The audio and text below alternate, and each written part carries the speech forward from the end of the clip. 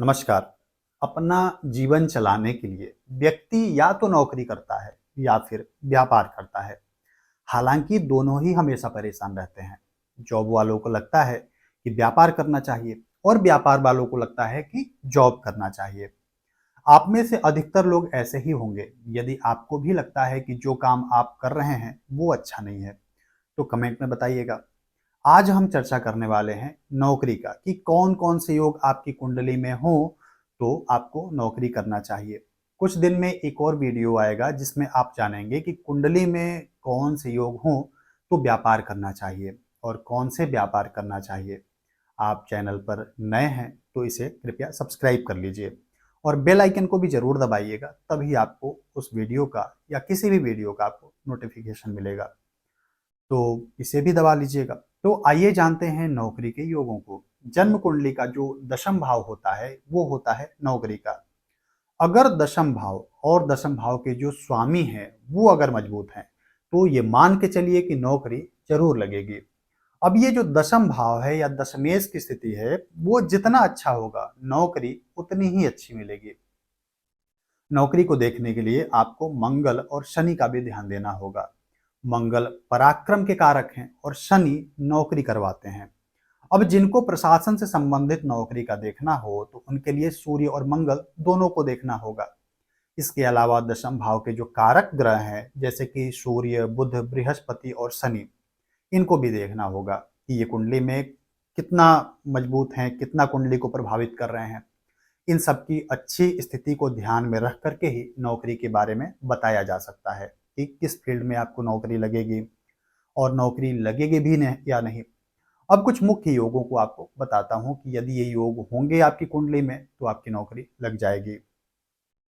पहला योग है कि यदि दशम भाव में उच्च का मंगल हो या मंगल उच्च का ही हो लेकिन अष्टम भाव को छोड़ करके और किसी भी भाव में हो तो नौकरी लग जाती है। इसे आप ऐसे समझिए कि सूत्र कहता है कि दशम भाव में उच्च का मंगल हो तो मंगल उच्च के कब होंगे? जब ये मकर राशि में 28 अंश तक होंगे तो उच्च के होंगे।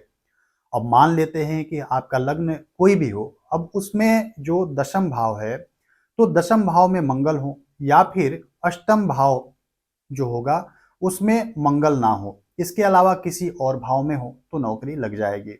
दूसरा सूत्र कहता है कि मंगल अपनी राशि का हो करके या फिर मूल त्रिकोण का हो या फिर मित्र राशि का हो करके दशम भाव में हो तो नौकरी लगती है। इसका मतलब हुआ कि मंगल मेष या वृश्चिक राशि में हो, ये दोनों तो इनकी अपनी ही राशियां हैं, या फिर मित्र की राशि में हो यानी मंगल के मित्र सूर्य हैं, चंद्रमा हैं और बृहस्पति हैं, तो इन तीनों ग्रहों की राशियों में हो तो भी नौकरी लगती है।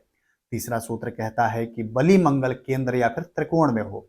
बलि ग्रह कब होते हैं? जब ग्रह 12 से 18 अंश के बीच में हो तो ये अंश में बलि कहे जाते हैं, और ये अपनी मित्र के राशि में होंगे तो भी अच्छे होते हैं, बलि होते हैं। तो जब ये दोनों चीजें हो यानी कि ग्रह अंश में बलि भी हो और अपने मित्र के राशि में भी हो और साथ में केंद्र या फिर त्रिकोण भाव में हो, यानी केंद्र भाव लग्न भाव, चतुर्थ भाव, सप्तम भाव और दशम भाव होता है, इसे हम केंद्र भाव कहते हैं। त्रिकोण कौन सा होता है? लग्न भाव, पंचम भाव और नवम भाव, ये त्रिकोण होता है। तो इन भावों में मंगल हो तो आपकी नौकरी लग जाएगी। चौथा सूत्र कहता है कि दशमेश केंद्र या फिर त्रिकोण में हो या लग्नेश के साथ में हो, तो दशमेश का मतलब दशम भाव का स्वामी, यानी कि इस भाव में जो राशि है उसका स्वामी दशमेश कहा जाता है। अब ये जो ग्रह है ये केंद्र में होगा या फिर त्रिकोण में होगा या लग्नेश यानी कि पहले घर में जो राशि है उसके स्वामी के साथ में होगा तो भी नौकरी लगती है। पांचवा सूत्र कहता है कि दशम भाव में सूर्य या फिर बृहस्पति अपनी राशि, मित्र की राशि या फिर अपनी उच्च राशि में हो। दशम भाव ये भाव है। अब इस घर में सूर्य या फिर बृहस्पति हो और यहाँ पर जो राशि हो या तो इनकी अपनी राशि हो, जैसे सूर्य की राशि सिंह है और बृहस्पति की राशि धनु और मीन है, तो यहाँ पर ये राशि हो यानी कि जब सूर्य यहाँ पर हो तो सिंह राशि हो और बृहस्पति हो तो धनु या फिर मीन राशि हो, या फिर अपनी मित्र की राशि हो तो सूर्य के मित्र मंगल, चंद्रमा और बृहस्पति हैं, बृहस्पति के मित्र सूर्य, चंद्रमा, मंगल हैं। तो इन ग्रहों की राशियां हो या फिर इनकी उच्च राशि हो और सूर्य मेष राशि में हो और 10 अंश तक हो और बृहस्पति कर्क राशि में 5 अंश तक हो तो उच्च के होते हैं। तो इस भाव में ये वाली स्थिति होगी तब भी नौकरी लग जाएगी। छठा सूत्र कहता है कि केंद्र में कोई उच्च का ग्रह हो। केंद्र भाव आप पहले जान ही चुके हैं, तो केंद्र में कोई ग्रह उच्च का हो या दशम भाव खाली हो और इन दोनों पर शुभ ग्रहों की दृष्टि हो, यानी ये जो दोनों भाव हैं, जैसे कि केंद्र में उच्च का ग्रह है और दशम भाव खाली है, तो इन दोनों भाव पर शुभ ग्रहों की दृष्टि अगर होगी तो भी नौकरी अवश्य लग जाएगी।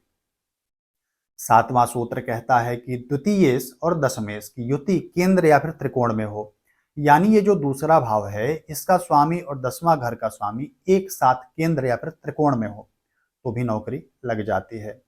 आठवां सूत्र कहता है कि द्वितीयेश दशम भाव में अपनी राशि, उच्च की राशि या फिर मित्र की राशि में हो, यानी दूसरे भाव का स्वामी दशम भाव में हो, लेकिन यहाँ पर जो राशि है वो दूसरे भाव के जो स्वामी ग्रह हैं उनकी मित्र की राशि हो या अपनी खुद की राशि हो या इसकी अपनी उच्च की राशि हो, अब ऐसी स्थिति में भी नौकरी अवश्य लग जाती है। नवा सूत्र कहता है कि किसी केंद्रेश और त्रिकोणेश की युति केंद्र या फिर त्रिकोण में हो, यानी ये जो चारों भाव हैं केंद्र के, इनमें से किसी एक भाव के स्वामी के साथ ये जो त्रिकोण भाव है इनमें से किसी भी एक भाव के स्वामी हो और ये दोनों ग्रह बैठे भी हो केंद्र या फिर त्रिकोण भाव में तो भी नौकरी अवश्य लग जाती है।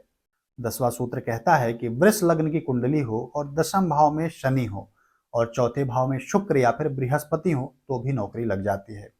मान लेते हैं कि आपकी कुंडली में ये जो पहला घर है यहाँ पर 2 अंक लिखा है और आपके दशम भाव में 11 अंक लिखा होगा, तो ये नंबर शनि का है। यहाँ पर कुंभ राशि है, यहाँ पर शनि होंगे और चौथे भाव में 5 अंक होगा, ये सूर्य की राशि है। यहाँ पर बृहस्पति या फिर शुक्र होंगे तो भी नौकरी लग जाएगी। 11वां सूत्र कहता है कि तुला लग्न की कुंडली हो, यानी आपके पहले घर में 7 अंक होगा। अब आपका जो दशम घर होगा उसमें चंद्रमा हो और चौथे भाव में शुक्र हो तो भी नौकरी लग जाएगी। 12वां सूत्र कहता है कि वृश्चिक लग्न की कुंडली हो और लग्न में मंगल हो, यानी आपके पहले घर में 8 संख्या लिखी हो। ये संख्या वृश्चिक राशि की है और वृश्चिक के जो स्वामी होते हैं वो मंगल होते हैं, तो मंगल यहीं बैठे हो तो भी नौकरी लग जाती है। अंतिम सूत्र कहता है कि मकर लग्न की कुंडली हो, यानी आपकी कुंडली का पहला घर देखिए, इसमें 10 संख्या लिखा हो। अब इस कुंडली के दशम भाव में शुक्र हो और इस शुक्र पर शनि की दृष्टि हो तो भी नौकरी लग जाती है। अब आपका प्रश्न होगा कि मान लो कि कुंडली में ये योग हो, लेकिन आखिर लगेगी कब नौकरी? तो अब उसी के बारे में हम बात करेंगे।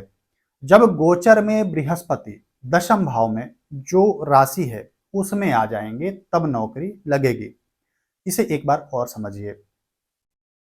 एक तो जो हमारी कुंडली है उसमें ग्रह हैं, दूसरा ग्रह इस समय कहां पर हैं, तो जो इस समय में ग्रहों की स्थिति होगी उसे हम गोचर कहते हैं। तो मान लीजिए कि आपके दशम भाव में मेष राशि है। अब जब भी बृहस्पति गोचर से मेष राशि में आएंगे तो आपकी नौकरी लग जाएगी। या फिर सूर्य, चंद्रमा और बृहस्पति तीनों जन्म कुंडली में जहां बैठे हैं उसी भाव में गोचर में भी हो तो भी इस समय में नौकरी लग जाती है। अगर ये दोनों स्थितियां नहीं बन रही हैं तो देखना चाहिए कि जब दशम भाव के जो स्वामी हैं उनकी महादशा चल रही हो और जिनकी महादशा हो उस ग्रह के मित्र ग्रह की अंतरदशा चले, या फिर जो दशमेश के मित्र ग्रह हैं उनकी महादशा हो और दशमेश की अंतरदशा हो, तब नौकरी लग जाती है। यहां तक आप समझ गए होंगे, लेकिन एक बात का और ध्यान देना है कि जो भी अभी योग हमने बताया है उसके अलावा भी और भी बहुत योग होते हैं और भी स्थितियां होती हैं जिनके होने से नौकरी लगती है। ऐसा ना समझ लेना चाहिए कि आपके जो ये योग हैं आपकी कुंडली में नहीं हैं तो नौकरी नहीं लगेगी। ये तो मात्र कुछ योग हैं जो आपकी जानकारी के लिए मैं बताया हूँ। आप नौकरी पाने के लिए जो तैयारी कर रहे हैं उसे करते रहिए। अगले वीडियो में आपको मैं बताऊंगा कि व्यापार के योग के बारे में। जानकारी अच्छी लगी हो तो इस वीडियो को लाइक कर दीजिएगा। कोई प्रश्न हो तो कमेंट में अवश्य पूछिएगा और चैनल पर नए हैं तो इसे सब्सक्राइब कर लीजिएगा। धन्यवाद।